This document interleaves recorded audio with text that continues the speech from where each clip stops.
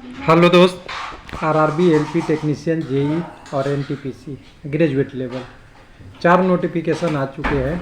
इसके बाद कम्युनिटी का क्या स्टेटस है, किसको बेनिफिट मिल रहा है, UR, SC, ST, OBC, EWS का ब्रेकअप लेके आए हैं इस वीडियो में।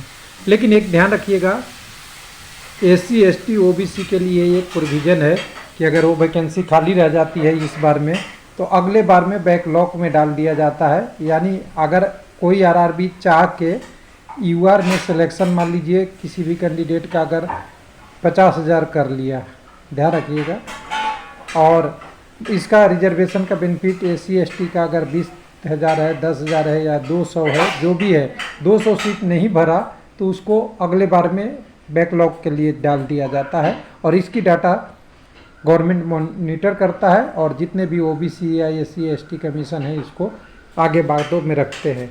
लेकिन इस चीज़ों को पहले जानने के पहले हम सबसे पहले चलेंगे सरकार के जवाब पे कि कुछ बैकलॉग वैकेंसी थी या नहीं थी इस नोटिफिकेशन से पहले। तो राज्यसभा में क्वेश्चन का जवाब 31/3/2023 को दिया गया है और उसी में दिया गया है। इसका टाइटल देख लीजिएगा, backlog vacancy of SC ST OBC category in Indian railway. साफ सी बात है, फूलो देवी नेताम ने इन्होंने क्वेश्चन यह पूछा है, जो भी पूछा रेलवे मिनिस्टर से, उसका आंसर में हम एक लाइन पे जाएंगे, बाकी चीज़ों पे नहीं जाएंगे। Detail of backlog vacancy in SC ST OBC category इन 1/1/2023।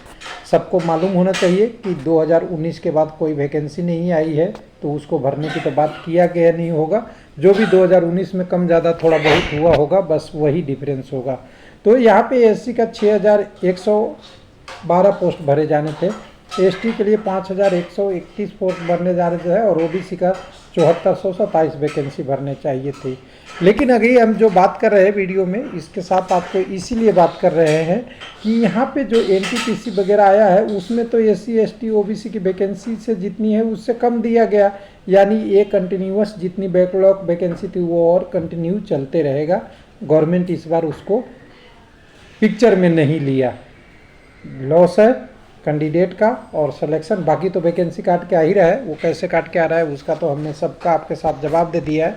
हालांकि लोगों को ये पता नहीं है कि वीडियो को देखते हैं या नहीं देखते, बाद में क्वेश्चन पूछ लेते हैं सेम पे, क्योंकि वो तो पता है, ये तो सबको पता है कि रेलवे में जो वैकेंसी थी, यहाँ पे देख लीजिए कि रेलवे में जब 1/1/3 तक वैकेंसी 3,15,780 थी, उसमें से कुछ वैकेंसी अगर भरी भी होगी और कुछ रिटायरमेंट का पे भी आया होगा तब भी वैकेंसी 3 लाख है। वैकेंसी अभी तक कितने आए हैं, लगभग 65,000 के आसपास।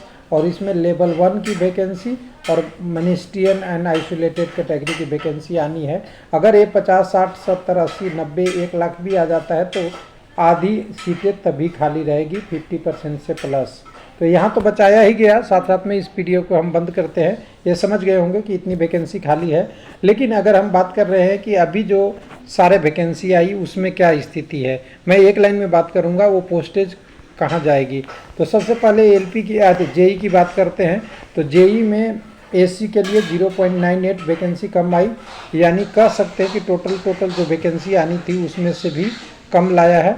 और एसटी में 0.09% और ओबीसी में करीब जेई में 4.5% कम वैकेंसी आई है। ईडब्ल्यूएस में 1% ज़्यादा और यूआर में 4.5% ज़्यादा वैकेंसी आई है। तो चलिए, जेई में तो बैकलॉग कोई पूरा नहीं हो रहा है, ऑलरेडी बैकलॉग और क्रिएट हो जाएगा यहाँ पे।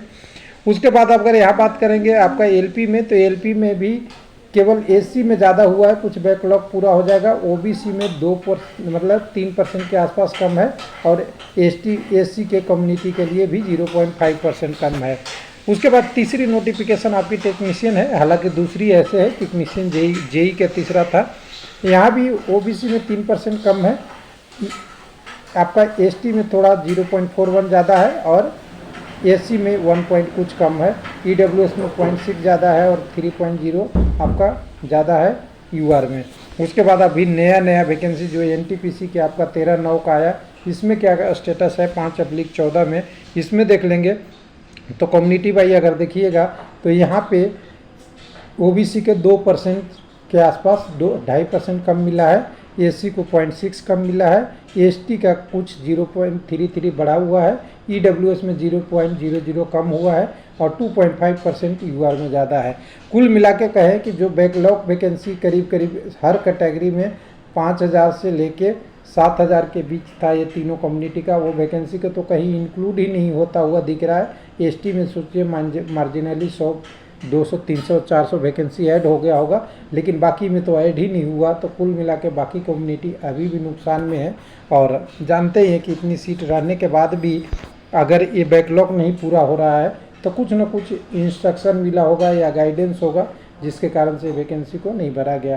तो चलिए चारों नोटिफिकेशन का डिस्कस कर लिए, जैसे ही आगे अपडेट आएगा बात करेंगे। थैंक यू, धन्यवाद।